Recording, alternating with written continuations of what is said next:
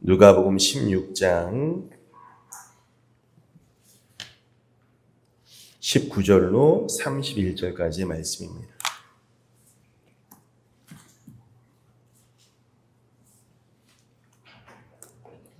한 절씩 제가 먼저 교독하겠습니다. 한 부자가 있어 자색옷과 고운 베옷을 입고 날마다 호화롭게 즐겼더라.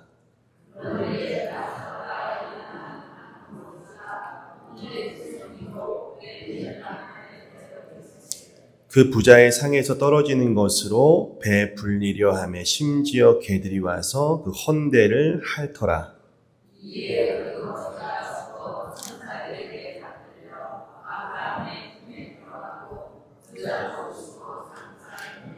그가 음부에서 고통 중에 눈을 들어 멀리 아브라함과 그의 품에 있는 나사로를 보고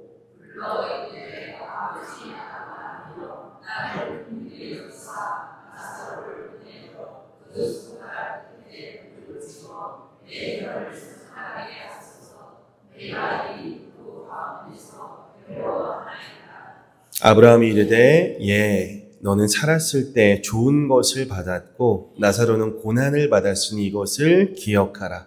이제 그는 여기서 위로를 받고 너는 괴로움을 받느니라.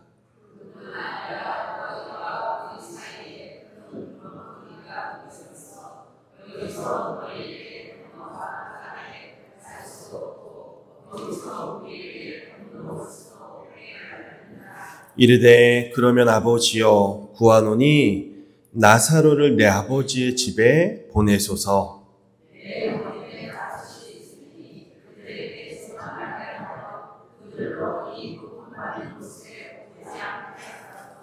아브라함이 이르되 그들에게 모세와 선지자들이 있으니 그들에게 들을지어다 지니라.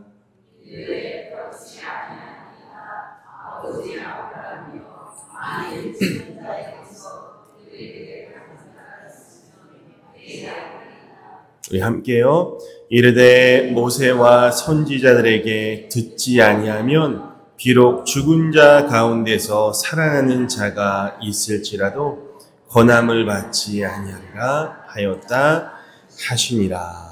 아멘. 제가 설교한 본문 중에 가장 길지 않을까 생각이 됩니다. 자, 우리 예수님은 천국과 지옥에 관해서 누구보다 많이 말씀하셨어요. 충격적인 것은 많은 종교인들, 지금 말하면 교회 다니는 사람들이 지옥에 간다는 것이죠. 그날에 많은 사람들이 주여 주여 우리가 주의 이름으로 예언하고 귀신 쫓고 많은 기적을 행하지 않았습니까? 그러나 주님은 내가 너희를 도무지 모르겠다. 약한 자들아 내게서 떠나가라 하시며 그들을 바깥 어두운 데로 쫓아내시죠. 이들은 경건의 모양은 있지만 실상은 불순종과 은밀한 죄로 얼룩졌던 자들이에요. 종교인들은 하나님을 이용해서 자기 자신을 섬겼던 자들입니다. 하나님을 올바르게 믿지 않았습니다. 제가 왜 종교인들 이야기를 먼저 꺼낼까요? 이 부자와 나사로 이야기는 바로 그들을 향한 것이기 때문입니다. 이 말씀을 제대로 이해하려면 누가복음 15장부터 보셔야 됩니다. 여러분 15장은 뭐예요? 잃은 것에 대한 세 가지 비유가 나오잖아요. 누가복음 15장. 잃은 양, 잃은 드라크마, 잃어버린 아들까지, 탕자. 그 비유를 궁극적으로 지금 누구에게 하신 건 줄 아세요? 15장 1절, 2절 말씀 보니까요. 세리와 죄인들이 그 자리에 있었고 바리새인과 서기관들이 2절에 예수님을 욕하고 있었어요. 수군댔습니다. 그러자 예수님께서 이 세 가지 비유를 하시고 탕자의 비유에서 진짜 탕자는 동생이 아니라 아버지 곁에 있는 형이라고 말씀하시면서 16장까지 계속 비유가 이어지는 거예요. 여러분 16장 14절 말씀 한번 보실까요? 성경으로 보셔야 돼요. 바리새인들은 뭐예요? 돈을 좋아했다고 말하고 예수님의 이야기를 어떻게 했어요? 비웃었어요. 예수님은 15절에 스스로 의롭다는 자들을 엄히 경고하시죠. 너희가 사람에게 높임받는 것은 하나님께 미움받는 것이다. 바리새인들은 그 당시에 백성들의 높임과 존경을 한 몸에 받았어요. 저들이 구원받지 않으면 누가 구원받겠는가? 그러나 예수님은 이들에게 비난과 저주를 퍼부으셨습니다. 그들의 누룩, 위선, 외식을 주의해라 하셨어요. 뱀들아, 독사의 새끼들아, 너희가 어떻게 지옥 판결을 피하겠느냐? 하나님 말씀입니다. 아주 강한 어조로 그들에게 심판을 예언하셨어요. 그들은 최고의 지도자로 오랫동안 명성을 누렸는데 예수님은 그들과 철저히 거리를 두셨어요. 백성들도 이상했을 거예요. 아니, 왜 예수님은 저들과 함께하지 않으시지? 바리새인들은 누구보다 자신들이 천국에 갈 것이라고 확신했어요. 이런 자기의야말로 가장 큰 죄인 거예요. 예수님은 단 한 번도 그들을 칭찬하신 적이 없어요. 그들은 완전히 잘못되었고 멸망을 향해 가고 있으며 시각장애인이 시각장애인을 인도한다고 말씀하셨어요. 어떻게 됐어요? 둘 다 죽는 거죠. 그토록 예수님께 저주와 책망을 들었지만 그들은 자기들의 길을 고수했고 결국 예수님을 죽였어요. 그들의 마음속은 철저히 자신을 사랑하고 타인의 시선을 즐겼고 인사받기를 좋아하고 돈을 좋아했고 정욕과 교만으로 스스로 골마갔습니다. 입으로는 주여 주여 하지만 실상은 자기를 숭배하는 자들이었어요. 하나님이 제일 싫어하는 게 뭐예요? 스스로를 의롭게 여기는 것입니다. 그래서 비웃는 그들에 대해서 너희 잘 들어라. 15절. 하나님이 너희의 마음을 알고 계십니다. 하나님 보실 때 너희는 아주 가증스러운 상태다. 그러면서 비웃는 바리새인들에게 부자와 나사로 이야기를 꺼내시는 거예요. 너희가 계속 하나님의 은혜를 외면한 채 걸레만도 못한, 똥기저귀만도 못한 자기의 의를 추구하면 사후에 어떤 일이 닥칠지 이 비유로 엄중히 경고하세요. 그들이 돌이키기를 바라는 심정으로. 그래서 이 비유는 예수님의 비유 중에 가장 두렵고 진지하게 우리가 받아들이셔야 돼요. 예수님은 15장에 잃은 것을 찾는 비유를 통해서 우리를 끊임없이 찾고 계시는 그 하나님의 사랑과 은혜를 말씀하고 계시고요. 이 16장의 부자와 나사로 비유를 통해서 그럼에도 탕자의 비유에서 그 마다들처럼 하나님께 돌아오지 않는 그들에게 장차 임할 하나님의 진노와 심판을 말씀하고 계시는 거예요. 비웃는 그들에게 예수님은 엄중하게 너희의 내세를 생각해 보라고 말씀하세요. 너희가 돌이키지 않으면 너희의 비웃음이 극도의 슬픔으로 바뀔 것이다. 저는 이 말씀이야말로 이 세상에서 매일 일어나는 아주 실제적인 일이라고 말씀드리고 싶어요. 여러분, 한 해에 우리나라에서 30만 명의 사람들이 세상을 떠난다고요. 오늘 하루에도 많은 사람이 이 땅에서의 삶을 뒤로하고 천국과 지옥으로 갈라서게 되는 것이죠. 자, 이 이야기는요, 부자와 거지, 삶과 죽음, 천국과 지옥, 고통과 위로, 이러한 대조적인 개념으로 이야기가 전개되고 있어요. 죽음 이후에 엄청난 반전이 일어나요. 자, 이야기의 내용이 아브라함의 품, 곧 천국에 있는 나사로보다 지옥에 있는 부자의 고통을 중심으로 서술되기 때문에 우리에게 굉장히 거부감을 주는 것도 사실이에요. 심판, 지옥, 이런 이야기 솔직히 누가 좋아하겠습니까? 그러나 예수님이 비유를 하신 이유는 이런 일이 실제로 일어날 것이며 특히 바리새인들이 이 비유를 통해서 자신의 죄를 깨닫고 회개하도록 하시기 위함임을 기억해야 돼요. 한 부자가 있었습니다. 이 사람은 엄청난 부자예요. 이 자색옷과 베옷은 왕족, 귀족들만 입었던 옷이죠. 이 옷은 자신의 신분과 부를 과시하기에 좋겠죠. 그는 날마다 호화롭게 즐겼습니다. 그의 식탁은 산의 진미론을 가득했어요. 수많은 하인들이 시중을 들었을 거예요. 잔치를 혼자 즐기겠습니까? 당시에 힘 있는 자들을 한데 모아서 초대하고 먹고 마셨을 거예요.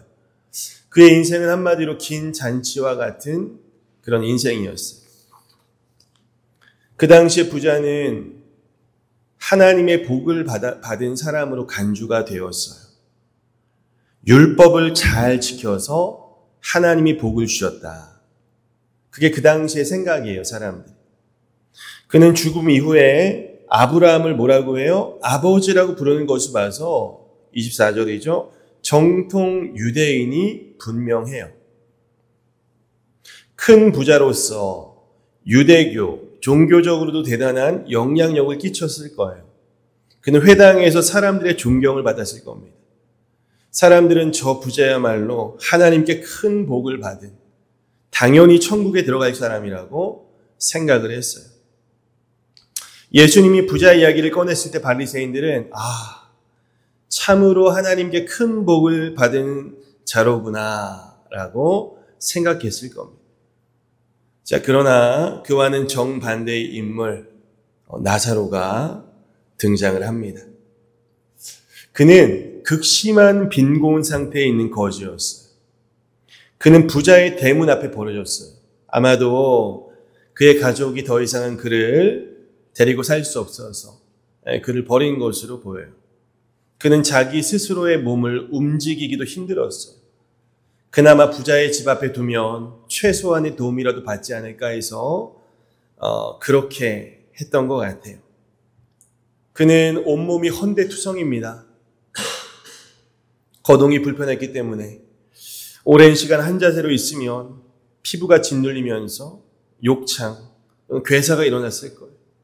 한두 군데가 아니라 헌데투성이라고 말합니다. 사람들은 피골이 삼겹한 그를 보면서 저 사람은 하나님께 저주를 받은 사람이다. 그의 몰골을 보며 혐오감을 느끼고 가까이 하지 않았어요. 냄새도 얼마나 심했겠습니까? 저 피부병과 부정함이 나에게 옮을까 봐 그를 전부 다 외면하는 것이죠. 도리어 개들이 와서 그 헌대를 했습니다. 여러분, 개들조차도 물리칠 힘이 없었다는 뜻일 수도 있고요. 또 개들만이 나사로의 상처를 핥아주고 그의 벗이 되었다는 그런 이야기일 수도 있어요. 최근에 이진규 장로님 키우던 강아지가 무지개다리를 건넜어요. 17년 됐다고 하죠. 18년. 예. 가족이죠. 예. 심심한 위로를 표합니다. 정말 슬프실 거예요. 예. 저도 한 13년 키운 강아지를 보낸 적이 있어서 강아지 고양이를 가족처럼 키우셨는데 좀 심심한 위로 말씀을 드리고요. 강아지 얘기가 나와서 여러분, 나사로는요 부자의 상에서 떨어지는 것으로 배를 채웠어요. 배가 채워진 적이 있을까요? 그 당시에 부유한 자들은 어떤 기록이 있냐면 손을 빵으로 닦았다 그래요. 씻고 나서. 그런 빵 조각을 주지 않았을까 생각해요. 무엇보다 그 나사로가 얼마나 외로웠을까. 아무도 자신을 위로해 주거나 함께 해주는 사람이 없었던 것이죠. 모두 그를 차별하고 멀리합니다. 바리새인들은 이 나사로 이야기를 들으면서 그는 하나님의 율법을 제대로 지키지 않아서 저렇게 저주를 받았다고 생각했을 거예요. 다시 말하면 이 둘 중에 지옥에 가야 될 인물은 바로 나사로라고 생각했어요. 여러분, 여기서 중요한 것은 나사로에 대한 부자의 무관심이에요. 부자는 나사로의 존재를 인식하면서도 그를 존중하거나 진심으로 돕지 않습니다. 부정한 그의 곁에 가지 않습니다. 그 좋은 옷에 나사로의 피나 고름이 묻으면 안 된다고 생각했겠죠. 선한 사마리아인처럼 나사로를 치료해 주기 위해서 돈을 지불하지 않아요. 하나님은 그에게 허락하신 부를 오직 자기를 위해서만 사용할 줄 알았지 고통 중에 있는 이웃을 위해 사용할 줄 몰랐다는 것을 이 나사로가 증명해 주는 것이죠. 주님은 이웃사랑을 최고의 계명이라고 하시면서 가장 보잘것없는 자에게 한 것이 나에게 한 것이라 말씀하셨잖아요. 주님이 우리를 심판하실 텐데 이미 그 심판의 장면을 우리에게 말씀해 주셨어요. 너는 내가 줄일 때 먹을 것을 주었고 헐벗었을 때 옷을 입혔고 병들었을 때 나를 돌봐주었다. 우리가 언제 그렇게 했어요, 주님? 승천하시고 여기 안 계시잖아요. 너희가 여기 내 형제 자매 중에 가장 보잘것없는 사람 하나에게 한 것이 나에게 한 거였어. 여러분, 지극히 작은 자 하나, 여러분 곁에 있는 그 나사로, 곁에 있는 그 예수님을 꼭 여러분 섬겨주시기를 부탁드립니다. 자, 어느 날 나사로와 부자는 비슷한 시기에 함께 죽습니다. 죽음은 모든 사람들의 확실한 스케줄이에요. 모든 사람의 확실한 운명입니다. 자, 나사로는 천사에게 이끌려서 아브라함의 품에 안겼고, 부자는 그런 이야기 없이 그냥 장사된 후 음부에서 고통받고 있습니다. 누구도 예상치 못한 대반전이 일어났어요. 이야기를 듣던 자들도 깜짝 놀랐을 거예요. 아브라함의 품이라는 것은 그가 이스라엘 민족의 시조이기 때문에 이스라엘 백성에게는 가장 영광스러운 자리예요. 그 자리를 나사로가 차지하고 있는 거예요. 이 땅에서 고통받고 버림받은 그 병든 나사로가 천국에서는 가장 영광스러운 자리를 차지했고, 세상에서 온갖 호사를 누리며 매일 잔치를 누렸던 그 부자는 나사로가 이 땅에서 버려졌던 것처럼 음부에 버려진 채 어느 누구도 거들떠보지 않는 비참한 신세가 되는 것이죠. 여러분, 같은 누가복음 말씀인데요. 6장 말씀 한번 읽어보겠습니다. 자, 시작. 지금 줄인 자는 복이 있나니 너희가 배부름을 얻을 것이며, 지금 우는 자는 복이 있나니 너희가 웃을 것이며, 그러나 화 있을진저 너희 부요한 자여, 너희는 너희의 위로를 이미 받았다. 화 있을진저 너희 지금 배부른 자여, 너희는 줄이리로다. 화 있을진저 너희 지금 웃는 자여, 너희가 애통하며 울리로다. 이 말씀이 그대로 적용돼요. 똑같은 누가복음 말씀이에요. 나사로란 이름은 엘리에셀, 구약 단어인데 이거 단축형 이름이에요. 그래서 뜻이 하나님이 도우시는 자예요. 그래서 하나님의 은혜를 떠올리게 하죠. 예수님은 그의 이름을 나사로로 설정하심으로써 그가 하나님의 은혜를 받은 자임을 시사해 주는 거예요. 반대로 부자는 이름이 있을까요? 없을까요? 이름이 안 나와요. 이름이 없어요. 이 땅에서 그는 많은 사람의 부러움의 대상이 되었고 호화롭게 살았지만 하나님 앞에서는 이름도 없는 사람이었다는 거예요. 그는 이 생에서 단 한 번도 직면해 보지 않은 극한의 고통에 영원히 놓이게 돼요. 더욱이 부자는 나사로가 누리는 그 영광스러운 복을 알게 됨으로써 자신의 비참한 괴로움은 더욱 과중되는 것이죠. 부자는 아브라함에게 자신을 긍휼히 여겨달라고 간구하면서 나사로를 보내서 그 손가락 끝에 물을 찍어서 자신의 혀를 서늘하게 해달라고 간구합니다. 여러분, 참 충격적인 지옥의 실상 아닙니까? 얼마나 목이 타면 그가 아브라함에게 말을 건 이유가 단 한 방울의 물을 얻어먹고 싶어서였어요. 너무너무 비참하지 않습니까? 산의 진미를 날마다 즐기던 그가 물 한 방울을 애원하는 처지가 되어버립니다. 자신은 나사로에게 긍휼을 베풀지 않았으면서 자신에게 지금 긍휼을 베풀어 달라고 간구해요. 그러면서 여전히 나사로를 자기보다 아랫사람 취급하며 그를 나에게 보내달라고 하는 것이죠. 더 충격적인 부자의 말이 이어지는데 내가 이 불꽃 가운데에서 괴로워하나이다. 저도 참 싫은데 성경은 지옥이 불로 이루어진 곳이라고 말해요. 만약에 성경에 이런 계시가 없었다면 우리는 지옥이 있는 줄도 몰랐을 것이고 어떤 곳인지도 모를 거예요.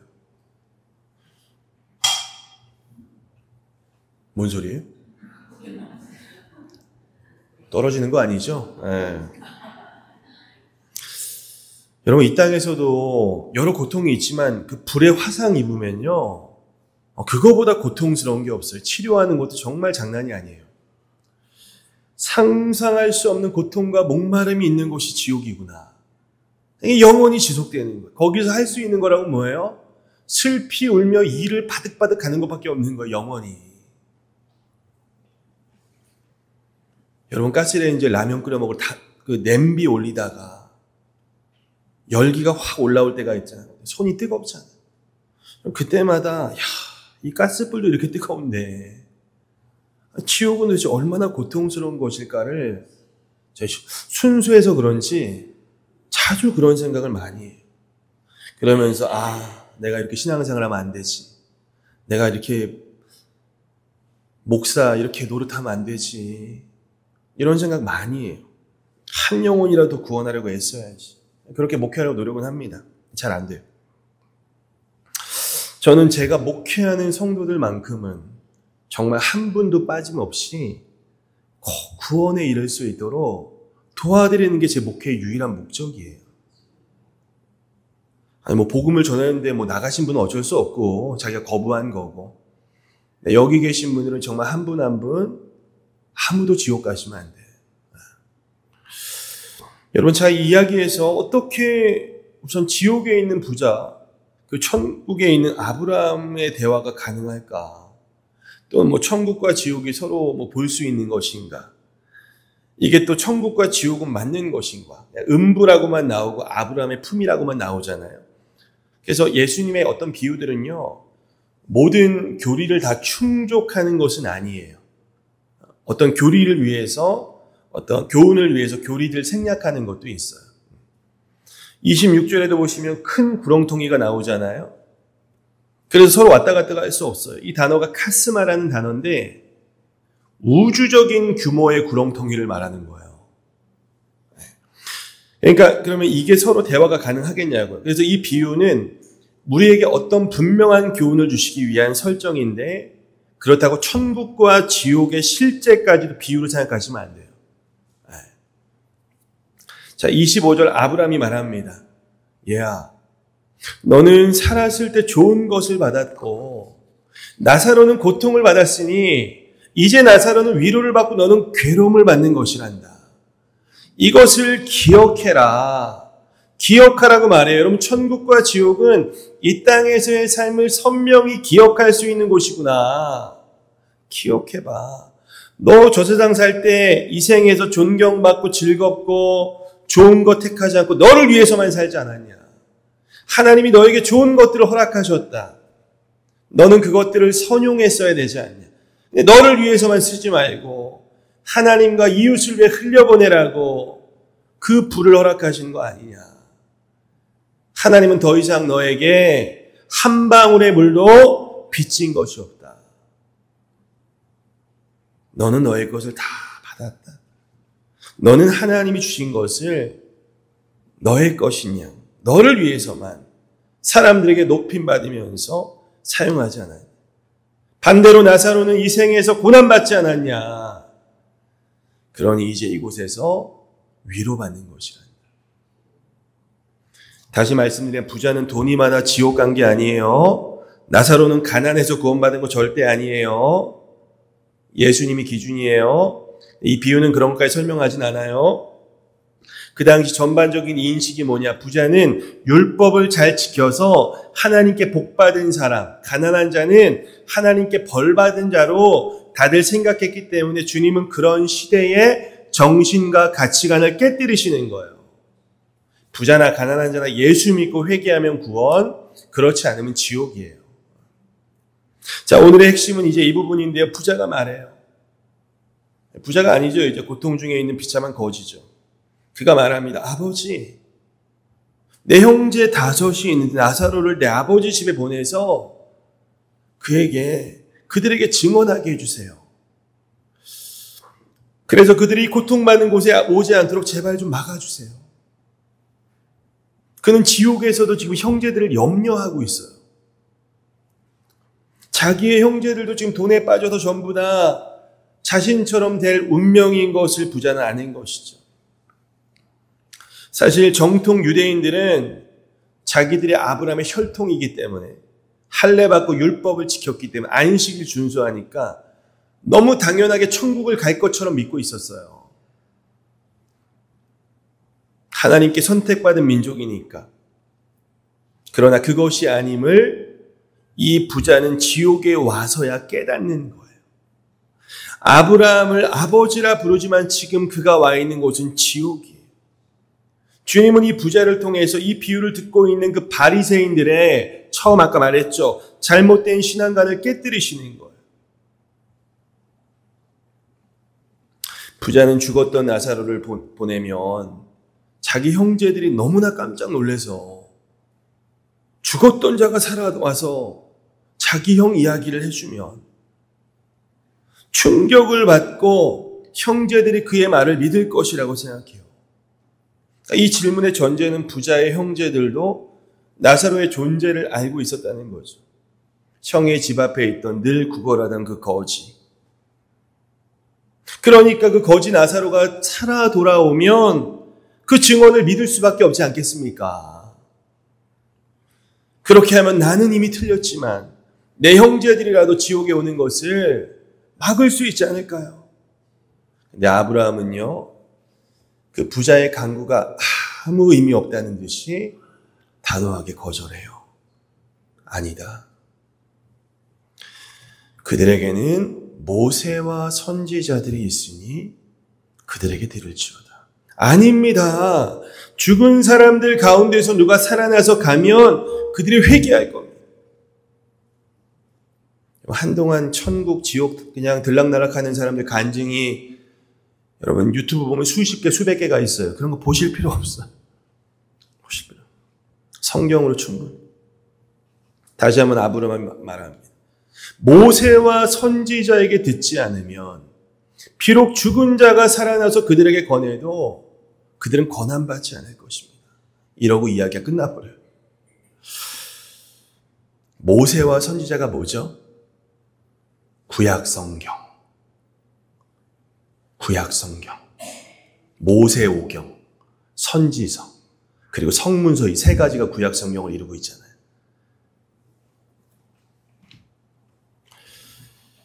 다시 말하면 이 성경이 아니면, 이 기록된 하나님 말씀이 아니면, 이 말씀을 믿지 않으면 죽은 사람이 살아나서 그들에게 갈지라도 그런 믿지 않는다. 이 기록된 말씀이면 충분하다고 말씀하십니다. 여러분, 믿음은요, 하나님의 선물이고요. 하나님의 말씀을 들으면서 믿음이 나는 것이지, 죽은 사람이 살아나 그들에게 아무리 천국, 지옥 이야기해줘도 그 사람이 믿고 회개하는 게 아니라는 거예요. 이미 그들에게 주신 하나님의 말씀을 믿지 않으면 아무리 엄청난 기적을 체험하고 죽은 사람이 살아나도 그들은 구원에 이르지 못한다. 이것은 성경 말씀이 얼마나 구원받기에 부족함이 없고 완전한 것인지를 증명해 주는 것이죠. 자, 디모데후서 3장 말씀. 좀 길지만 한번 읽어볼까요? 자, 시작. 그대가 어릴 때부터 배워 알고 있는 대로 성경은 그리스도 예수님을 믿는 믿음을 통해 구원을 받는 지혜를 줍니다. 모든 성경은 하나님의 감동으로 기록되어서 진리를 가르치고 잘못을 책망하여 바로잡게 하고 의로 훈련하기에 유익한 책입니다. 이 책으로 하나님의 사람들은 온전하게 되어 모든 선한 일을 하기 위한 완전한 자격을, 할렐루야, 말씀이 최고예요. 10가지 재앙을 일으켜도 그 바로의 마음이 강팍했잖아요. 여러분, 수많은 귀신 쫓고 기적 행하고 많은 권능, 심지어 죽었다 살아나는 그런 체험이 나에게 믿음을 주는 게 아니에요. 하나님의 말씀 외에는 우리에게 어떤 것도 구원을 줄 수 없음을 믿으시기를 바랍니다. 베드로전서 1장 23절. 자, 시작.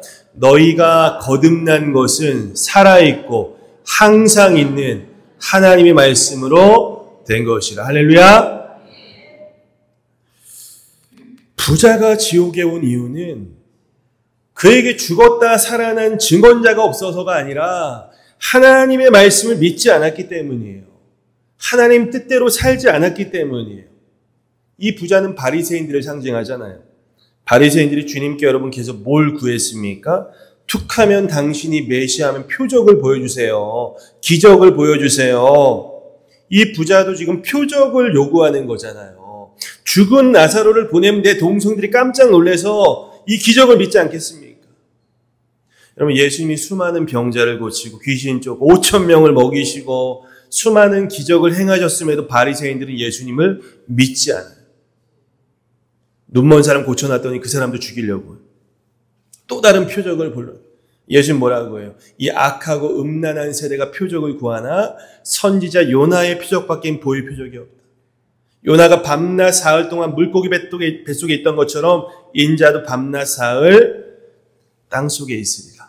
자신의 죽음과 부활을 얘기한 거잖아요. 그죠? 그래, 얘들아 좋아. 너희가 그토록 원하는 표적, 내가 죽었다가 부활하는 걸 보여줄 거야. 주님은 말씀하신 대로 3일 만에 살아나셨어요. 죽은 자가 살아났다니까요. 근데 바리새인들은 여러분 예수 믿었습니까? 전혀요. 도리어 경비병들에게 돈을 많이 주면서 제자들이 그 시체를 훔쳐갔다고 해라. 은폐하고 부인하는 거예요. 그런 거를 믿는 게 아니에요. 여러분, 왜 나사로라는 이름으로 인물을 설정하셨을까요? 이 사람의 이름을.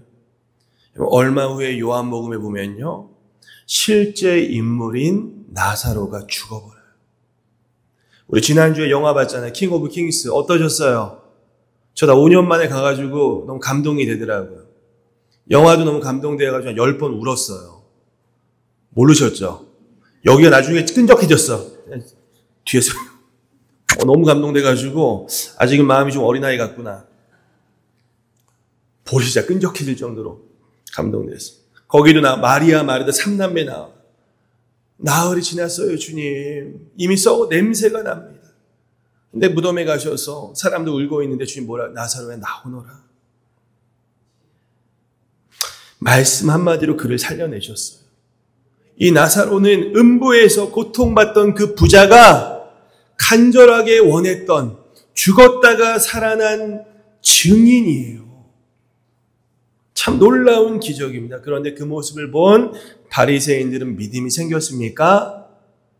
예수님과 나사로까지 죽이려고 합니다. 요한복음 11장. 나사로가 죽었다가 4일 만에 살아났는데 그를 눈앞에서 살리신 예수님 믿지 않아요. 여러분, 아브라함의 이야기는 전혀 틀리지 않았던 거예요. 죽은 사람이 살아나 내 앞에 나타난다고 해서 우리가 믿고 회개하는 게 아니라니까요. 하나님의 말씀만이 우리를 구원에 이르게. 그래서 우리에게 복음을 전하라고 하시는 거예요. 믿건 안 믿건 그들은 그들 책임이고 우린 전할 책임이 있어요. 말씀으로 안 되면, 복음으로 안 되면 다른 것 아무것도 안 돼요. 그 사람 구원받지 못해요. 정리합니다. 주님은 잘못된 구원관을 가진 그 바리새인 서기관 종교인들에게 너희는 천국이 아니라 지옥을 향해 가고 있다고 분명히 말씀하세요.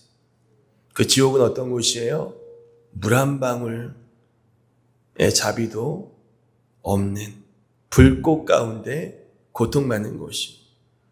부자는 특별한 기적을 보여주면 자신의 형제들이 믿을 거라고 말하지만 주님은 성경, 이 하나님의 말씀이 아니면 죽은 자가 살아나도 그들은 믿지 않을 것이라고 말씀하세요. 혹 우리 가운데 잘못된 구원관을 가지고 계신 분이 계시다면 당장 버리시길 바랍니다. 이 성경과 예수님만 믿으세요. 그리고 이 땅에서의 삶이 전부가 아니라는 것 꼭 기억하세요. 너희는 안개와 같다.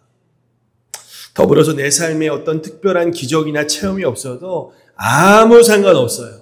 가장 확실한 증거, 이 하나님의 말씀 위에서 여러분의 신앙의 뿌리를 세우시고 한 분도 빠짐없이 구원에 이르시기를 주님의 이름으로 진심으로 축복합니다. 아멘.